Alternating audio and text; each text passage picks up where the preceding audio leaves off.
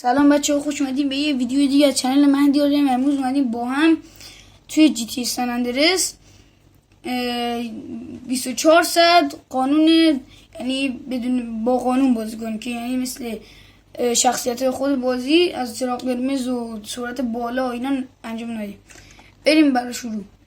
ما اول یه ماشین داریم ولی تنش نیترو، با مواظب باشم نیتروش کار نکنه چون چالشو میبازیم.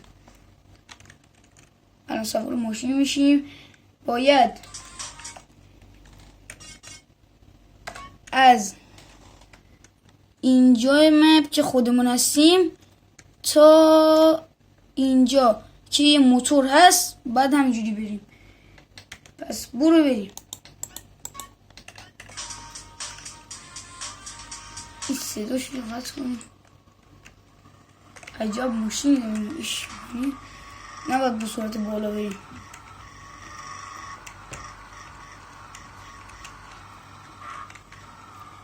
دیگه حرف نمیزنم تا اتمام چالش. ولی خیلی سخته. اوی زده بودمش. وای اشتباه اومدیم.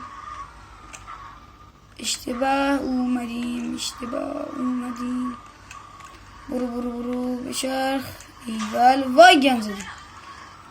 5 تا جون هم داریم. اگه از اون 5 تا جون به 5 تا جون استفاده کنیم باختیم. الان من یکی از جونم استفاده کردم.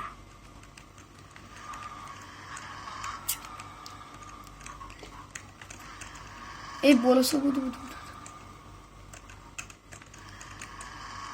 خدای عشق میکنین چه خوشگل میرونم. عشق کنین عشق. بعد اینجا پشت چراغ قرمز وایسی. ای بابا این چراغ قرمز چرا نمیره؟ تموم نمیشه. خستم کرد. ای بابا چه گندی زدیم ما. کاش چالش دیگه میذاشتم. خیلی سخته این نمیره. ای بابا چرا تموم نمیشه؟ بالاخره سخت بعد مدت ها سالیان دراز. ایول بالاخره رفت. خواهشن دیگه اینجا دیگه چراغ قرمز نشه. خدا شکر قرمز نشد. وای بالا سا اینجا دیگه اونا زدن، تقصیر من نبود. و دید جونی ازم کم نمیشه. بدنه که داریم اوکی رانندگی میکنیم.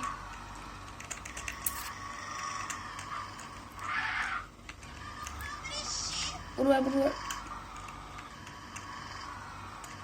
فکر نکنم درست نداشت.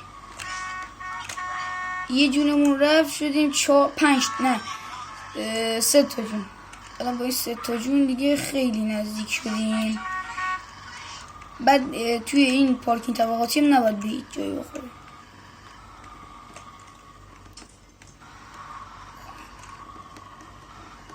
و مسابقه و این چالش به اتمام رسید. من به این موتور خیلی خفن پرسرعت رسیدیم. حالا اگه ویدیو اجازه بده یه تست خوشگلی هم از این موتور ناناس بکنیم. اگه خواستین این ویدیو رو ادامه بدن از جی تی سن اندرس حتما لایک و کامنت و سابسکرایب یادتون نره. با اون زنگوله هم فعال کنید. یه پرش خوشگل براتون بزنم عشق کنین. یس گم زدم. $18 هم به اون پول داد. اگه دوست دارین دوباره ادامه بدیم همین ویدیوها رو از جی تی سن اندرس بیشتر ویدیو بذاریم حتما لایک و سابسکرایب یادتون نره. خدافظ.